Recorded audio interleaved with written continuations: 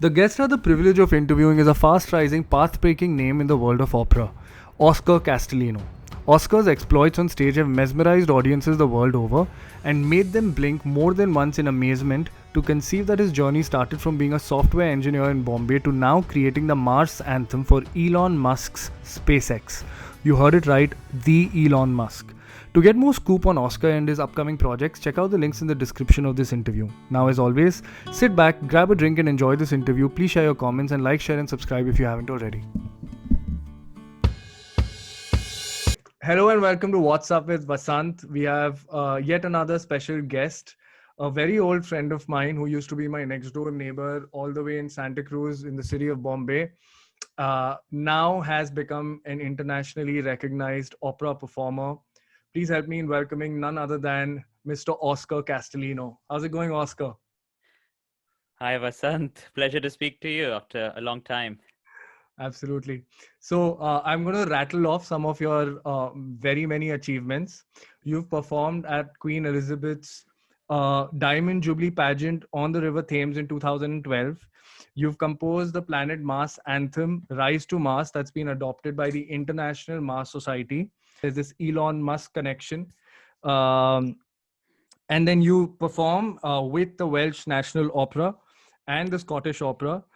You've performed at venues across Europe, Italy, Spain, Germany. You've also performed in the US, over 100 shows, which is just ridiculous considering how big you are and how unfortunately less known you are in India, which is what we're hoping to bridge that gap so people would understand of your prowess as an opera performer.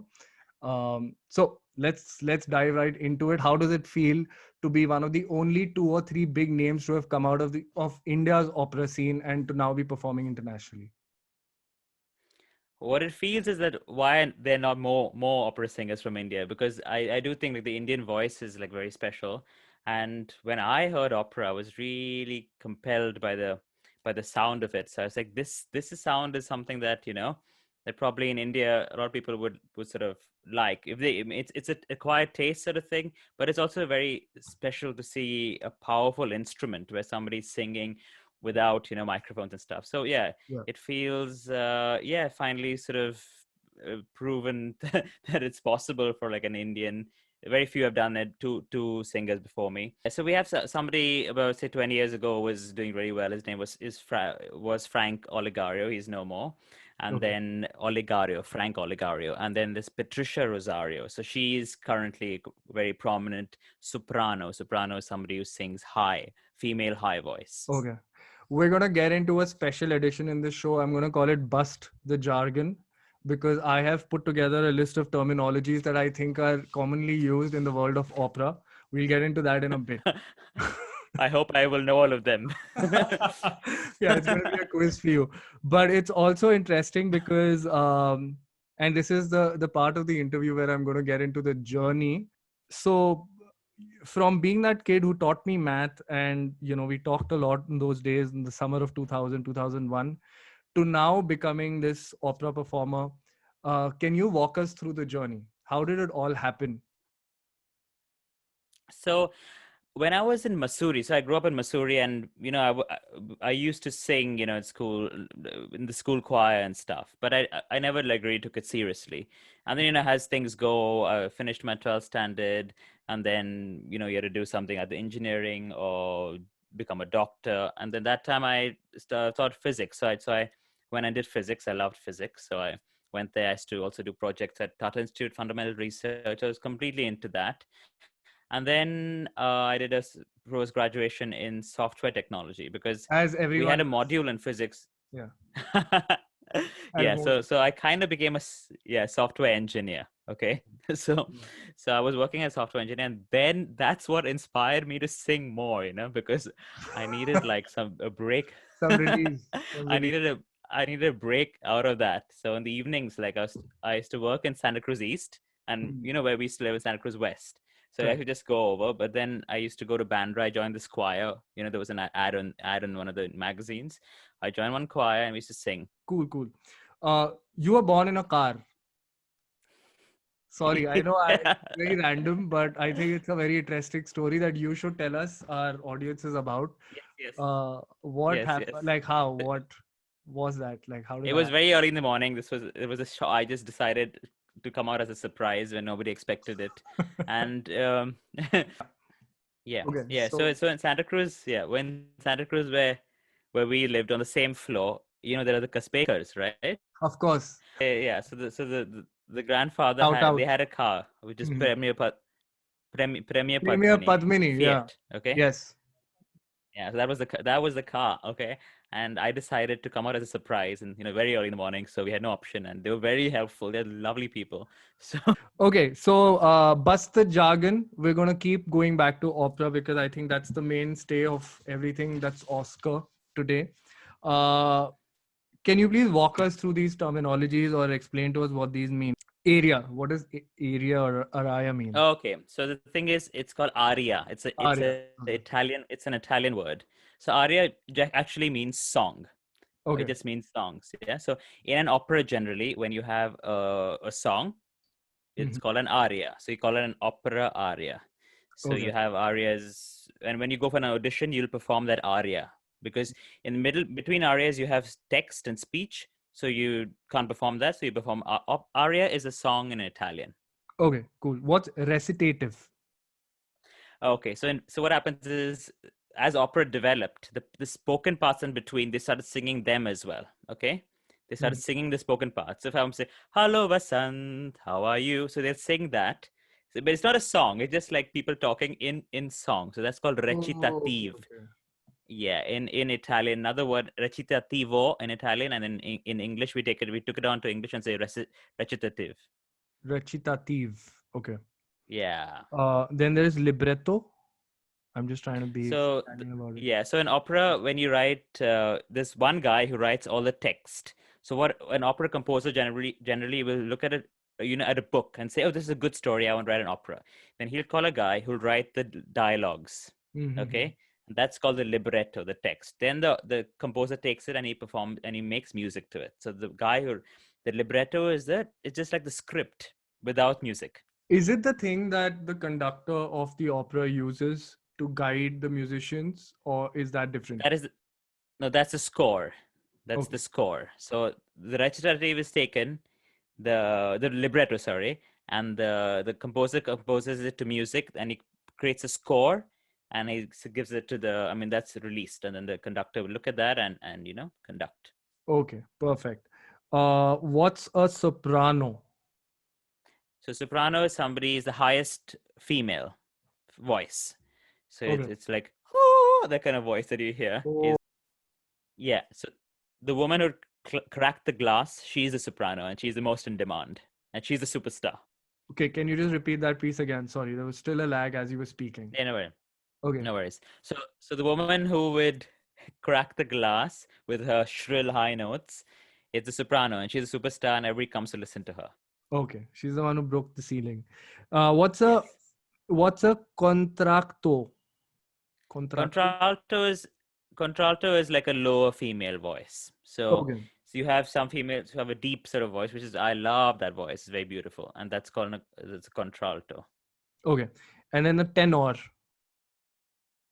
Tenor is like Pavarotti. So he's a guy who Okay. sings really high. Okay. Okay. Okay, so that's Pavarotti is the tenor. Okay. Um, okay, yeah. So we're talking Yeah, baritone. Hmm. yeah. So my voice type is baritone. So baritone is like, they'd say, if the spoken baritone will be Amitabh Bachchan kind of voice, which is like it's not like super low, but it's like that. It's a good sort of frequency that is sort of piercing. So it's not high, but it's in the middle. So that's the baritone Okay. voice. Okay. And then there's the bass or the bass. So so bass is like very deep, Sure. like kind of very, very, very deep sound. And they are generally in the opera, they'll be like the father, the old father, or like a very bad villain or something. Yeah, So, yeah. or a funny character sometimes as well, like boom, boom, boom. He'll be a funny guy, so he could be the bass as well. Cool, cool, cool. Would it be Yeah. cool if I asked you to perform just small bits to show us the different variations of the terms we were talking about, if you were okay with it? So what I can surely give you demonstration is like the my voice, because the thing Oh is, yes. I am a baritone, so how I sing is going to be like a baritone, right? Sure. Yeah. So we have let me think of a song that, so you have Snow White and Seven Dwarfs. You have the song called De Vieni alla Finestra, but the guy Okay. is called the Serenade, Don Giovanni. Okay, Okay. he's his master seducer, so he's going Correct. around and he sings, he sings to this girl. So Yeah. it's Ne vieni alla finestra, o mio tesoro. So that is in That's Italian, incredible. which means come to the window, my dear. So that is the baritone voice, right? Yes. So then, if I can also sometimes I do sing bass, but you have like it's. Let me try. There's an from the magic flute. There's this called Zarastro. He's an all-knowing being. He's an older guy, and he's maybe how old, like in the 60s, 70s. Yeah. So he's a high priest. So Oisi sunt osiri schenket. So it's more of a deeper voice. But generally, you'll get like a guy with sort of that sort of instrument will sing that. Yeah. And then you have the higher voices. Now the thing is that sometimes, I mean, this is a but that is like it's high baritone, That's but that is somewhat amazing. Yeah. going into the tenor range. Okay. Yeah. And then you have light singers. You can do light, Oh, or that's if it's a phenomenal. big, depending on what it is, you have, so that is like a more sort of powerful kind of, depending on the scene, so you Yeah. change your Yeah. tone. Yeah. And then the female voice of the high. So but I'm singing it in a falsetto, so it's called a falsetto, where the guy can turn it over and sing it like a female, but it's Sure. Sure. but there are guys who do that all the time, so they sing the whole Yeah. career in the Yeah. falsetto because they're very good at that. Yeah. That is just magnificent. Which brings me to the next question I have is how do you work? How do you work? First of all, how do you identify that you may have the skill for it? Because one thing to be a good singer, it's Yeah. another thing I would imagine to be an operatic or an opera performer or singer. It must be a completely different ball game. So everybody has a different journey, and a lot of people sort of grow up with that surrounding them. Yeah. So they sort of train as a young kid. Their parents would send them to singing lessons, and then they come through, and people develop a voice like that. Yeah. Then there are other people who sort of sing. So I sang in a choir, and then my choir director sort of gave me to do a solo once because he identified, that okay, this guy has sort of voice that can project. So if Yeah. your Yeah. voice can project, you see your voice can project without microphone, right? Yeah. Yeah. That is a telling sign that you can do opera, because opera means there's no microphone. So you need to project to thousands of people. So you could have 1,000 to 3,000 people in an opera house, right? It's Right. huge. Right. Right. So you need to be able to project your sound and your text as well. So you Sure. got to Sure. understand what you're saying. So Yeah. if you feel that and you have the resonance, and I felt like I had the resonance here that could project, Mhm. and that what attracted me to the sound and to train. Got it. That's one massive aspect of being an opera singer is to be able to have those sort of innate qualities to your sound and to your diaphragm, I would imagine. But I think the other aspect, which I have seen your videos, I think you're also an excellent actor, right? So I want you to talk to us about that because I think that doesn't maybe get enough, it doesn't get noticed enough when you see a Hmm. performance for people who are Hmm. not from the world of opera or an audience of the opera world. Hmm. uh, they may not understand or may underestimate how much acting is a part of all of it. So can you talk to Yeah. us a bit about your acting as well? The thing is, people do comment that opera singers are not great actors because the thing is that you have these things to do. So you have to project the sound, and with that technique, right? So Yeah. everything has to be supported, and that could come in the way of your acting. But on the other hand, you can bring that into your acting, because once my teacher told me, and we do this breathing. So we're going to sing a long phrase, and we have to breathe in to take that, and sing it. So one of my teachers told me that do you before talking ever think of your breathing? Okay, I'm going to say this line to Vasant. Now I need to breathe, and so that was a telling thing. Okay, interesting. So the thing is that your body gets used to it. So after you do your exercises, that's separately. So you do breathing exercises that you can hold long breaths. But when you're singing, you have the intention. You should just think of what you want to say to the person, Yeah, and your body does that breathing, and it does it beautifully. So like these kind of tips that you get now and then, you come across, and you work on small nuances. All the teachers give you tips on how to bring it across, because I mean, people are, and it's very important these days to be able to act, because people are not coming for the sound, they want a story. sure. Yeah, So it's opera these days. As you go ahead, you have to be a good actor as well. it has to be engaging, Yeah, right? In a dramatic sense. yeah. Cool, cool. So we go back to Bombay again. Excuse me. We go back to Bombay again. You were in Xavier's College, and then you went on to do your engineering, and you then became a software developer. How did you discover opera, or how did opera discover you? Is Patricia Rosario. She came to Bombay in Okay. Mumbai, and there was this thing called Giving Voice to India. Okay. She had started this new workshop series.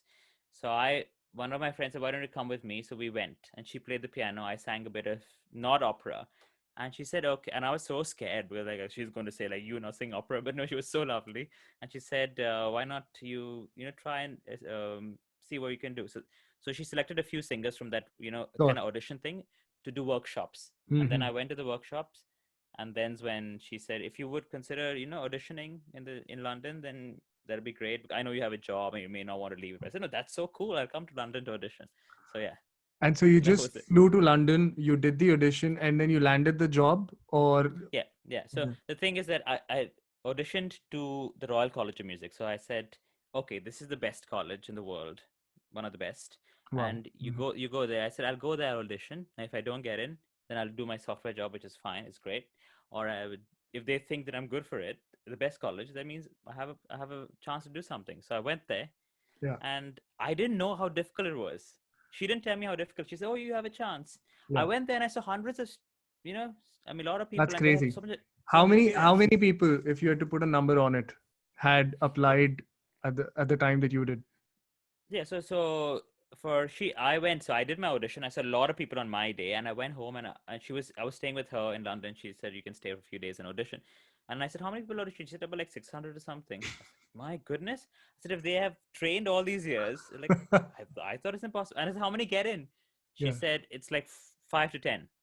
So so Insane. I was like, oh, let's think about it. So I went back Let's to just go India, for of a course. tour of the Buckingham Palace in the meantime. The London Eye. Yeah, yeah, yeah. Awesome. So that Awesome. was it. And so then one thing led to another, and then you started getting to perform with these houses, or opera companies, as they call them that. Yeah, yeah, yeah. It's always fascinating to me how opera um, is so misinterpreted in India, right? Especially its depiction in Hindi movies or Bollywood, right? They almost mock opera. They have this disdain for it, and they just completely don't get it. So, how do you think people in India can grow up or mature up to appreciating this art form?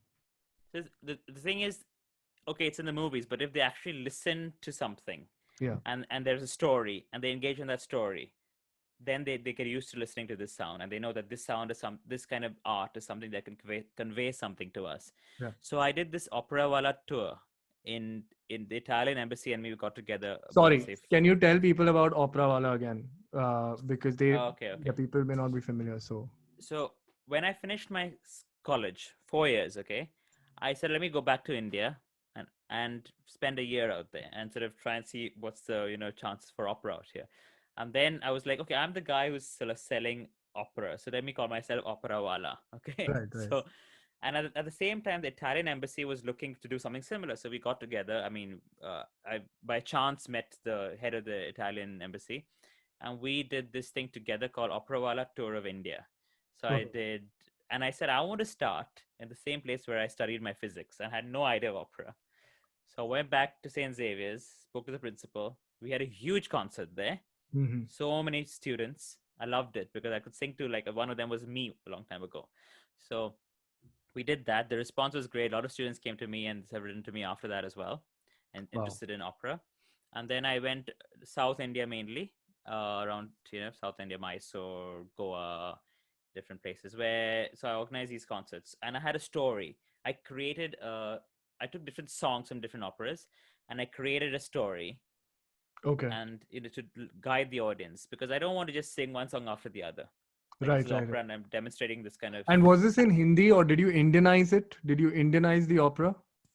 So this time I didn't Indianize it. So Okay. it was very, um, very in its in its form, In its in its truest Italian, form. Yeah. in its truest form. Yeah. But I have I want to see the this reaction to that. The reaction to Right, right. how people engaged in Perceive it. something. Yeah. Yeah. We're kind of nearing the end of this interview. We still have a couple of things to go over. The Elon Musk angle to the Mars anthem. Can you talk to us a bit about that? Yeah. So there's this one guy called Robert Zubrin, and Okay. he's like I think like the precursor to Elon Musk, and he's been a guy for decades, and he's a guy who inspired Robert Zubrin. So Elon Musk, he's the guy who Okay. inspired Elon Musk. So Wow. Robert Zubrin and I wrote the Mars anthem together, and Wow. then yeah, so I wrote the lyrics and he wrote some of the lyrics. And then I did the tune and somebody else wrote it for orchestra.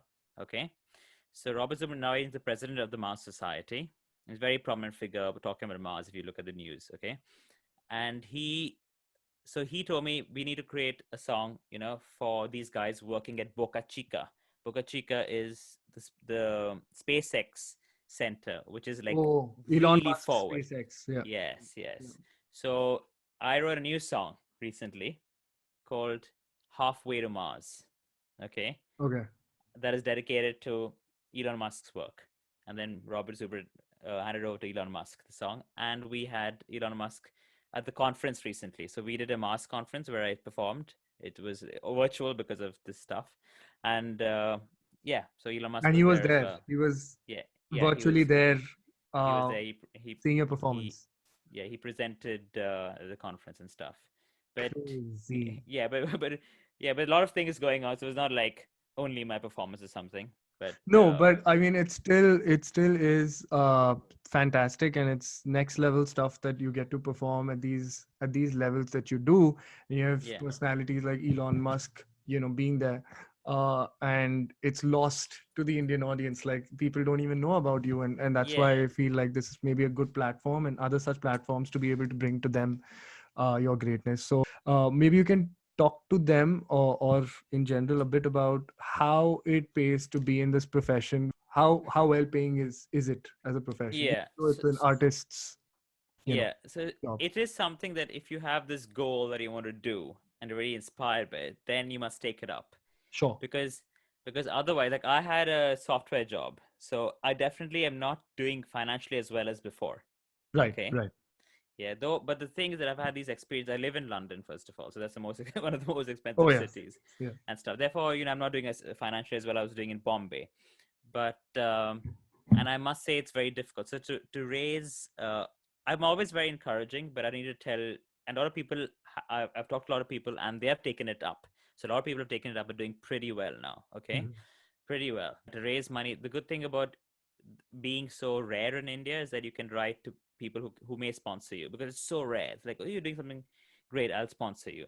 So I was persistent, and it was maybe like £120,000 required to study for four Wow. years.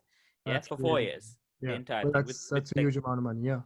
yeah, with living and Yeah. everything, like any other course. The only thing with other So courses, you get a job immediately, here right? you're fending for yourself. Here you are just thrown on. Here you don't get a job in this occupation because you have to be a freelancer. Yeah. That's how it Yeah. works in the UK. But a better option, if you don't want to take such a risk like I've taken, is to go to Germany. Mhm. Because in Germany, if you want to do opera there are a lot of opera houses, and you can get a job in an opera house. You Oh, become a okay. resident artist. So a lot Wow. of people they go to Germany because Mhm. you have a better chance there. If you want to take a risk, I think I kind of like the UK. I took a risk and I've been here. It's like I didn't think I'd be here still because But Give you've me the done well for yourself. You've been there for a while now. You've been I've there been for there for a about, while. But yeah, every time it was like really difficult because to get that funding, then to get into the college, yeah, then to get it to the next level because you had to get sure, postgraduate scholarships and stuff. Postgraduate was great because I got full scholarship for living and education and everything. So that was awesome.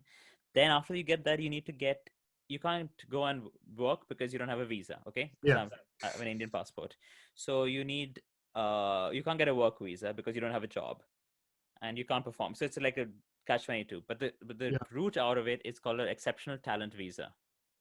So, but that is so limited. It's like thousands of people apply around the world, artists, and about 150 get it per year from around the world. So you're against everybody from America, because they also need the same right, visa right, from. yeah, yeah, yeah, So I applied for that, but you need to show your resume. So you need to portfolio, build that resume. yeah, And if they get into to come here, I can tell them how to build that resume. You got know, it. because you need to do so many performances. You need to get press Yeah, coverage. yeah. If Which without, no one has ever done this before. I think it's just open playing fields for anyone who wants to get their feet wet in it and explore it in the depths of it. I cannot even imagine the magnitude of potential for Indian opera to yeah, emerge. Not necessarily from a monetary perspective, but just to allow it to grow, to blossom, and see yes, where it can go with it. I mean, it's just the possibilities are endless, and I think you could be the flag bearer of that. So uh, but no, very Oscar, good. this has been really, really awesome. We got to learn a lot from you, and personally I didn't know too much about opera, I must admit. I had to kind of research a bit about it before getting into this interview, but thank you so much for giving us your time. And we'll definitely provide the links to the audience. Do you want to give a message to the audience, or let them know anything about yourself as an artist, or what they should be looking out for? What I've noticed is, like, as you see, I've gone from one thing to the other, and I say it's like never late. It's never late to try something new, because we Hmm. have this one life. And I had a in software it was all stable. That's what I thought that was great. But then this thing attracted me, and now maybe something else. So it's Yeah.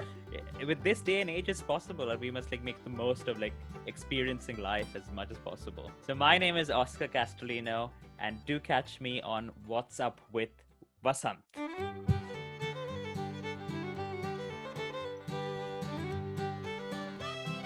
Where were we at last? We talked about, what were we talking? I'm asking the guest what we were talking about. For me to demonstrate something. Yes. Okay.